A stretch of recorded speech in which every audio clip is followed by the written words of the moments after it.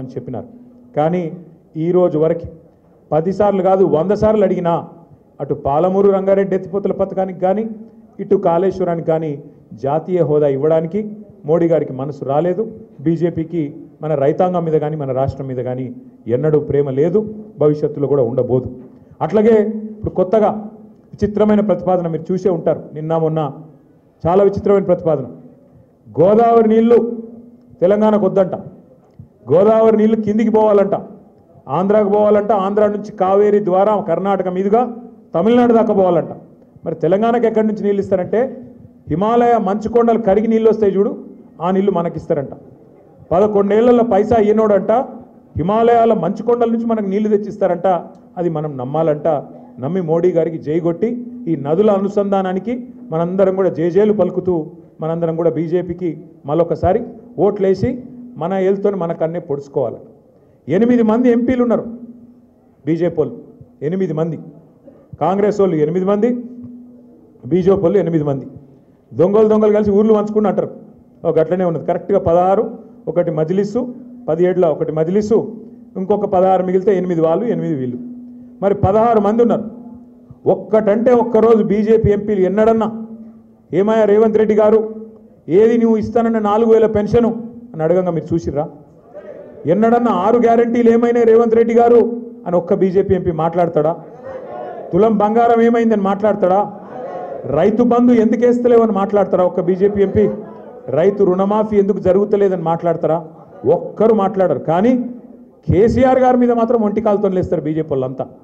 రేవంత్ రెడ్డికి రక్షణగా, రేవంత్ రెడ్డికి సహాయంగా, రేవంత్ రెడ్డి చేసే ప్రతి తప్పును వాళ్ళే కవర్ చేస్తూ కాపాడుతూ ఇవాళ మొత్తం రేవంత్ రెడ్డికి ఒక రక్షణ కవచంలాగా నిలబడ్డదే ఈ బీజేపీ ఎంపీలు, ఇక్కడ ఉన్న బీజేపీ పార్టీ.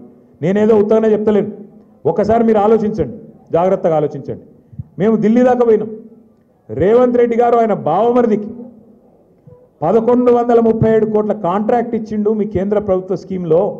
మీ జాతీయ పార్టీ అక్కడ ప్రభుత్వం ఏదైతే ఉన్నదో కేంద్రంలో మీరు ఒక అమృత్ అనే ఒక పథకం తెచ్చిండ్రు. దానివల్ల పట్టణాల్లో మంచినీళ్ళు ఇవ్వాలని పథకం.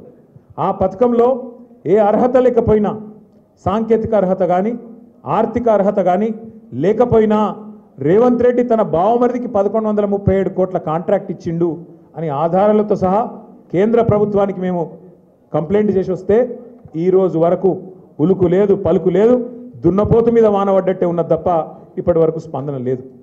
అట్లాగే ఒక ఇదే కాదు, అట్లాగే ఎంత ఘోరం అంటే అక్కడనేమో రేవంత్ రెడ్డి గారు బావమరిదికి కేంద్ర ప్రభుత్వంలో బీజేపీ వాళ్ళు వర్కులు ఇస్తారు. ఇక్కడనేమో బీజేపీ ఎంపీకి 1300 కోట్ల వరకు మహేశ్వరం నియోజకవర్గం, కల్వకుర్తి నియోజకవర్గంలో అక్కడ కొత్త రోడ్ వేస్తారట, 350 ఫీట్ల రోడ్డు.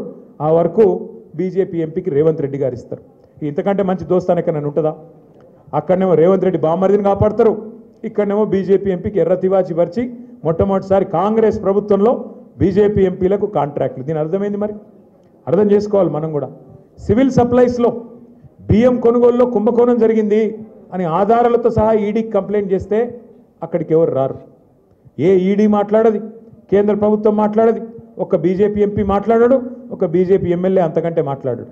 ఇంకా ఘోరం ఏంటంటే ఇక్కడ కంచెకచ్చిబౌలి భూములు మీరు చూసి ఉండొచ్చు, హైదరాబాద్ సెంట్రల్ యూనివర్సిటీ భూములు. అందులో రేవంత్ రెడ్డి గారు దుర్మార్గంగా 100 ఎకరాల అడవిని నరికేస్తుంటే ఇక్కడ ఉన్నోళ్ళు పట్టించుకోలే, ఇక్కడ ఉన్నోళ్ళే చేసినది. ఇక్కడున్న ప్రభుత్వమే అర్ధరాత్రి పోయి బుల్డోజర్లు పెట్టి మొత్తం జంగల్ కొట్టేస్తుంటే సుప్రీంకోర్టు చూసింది.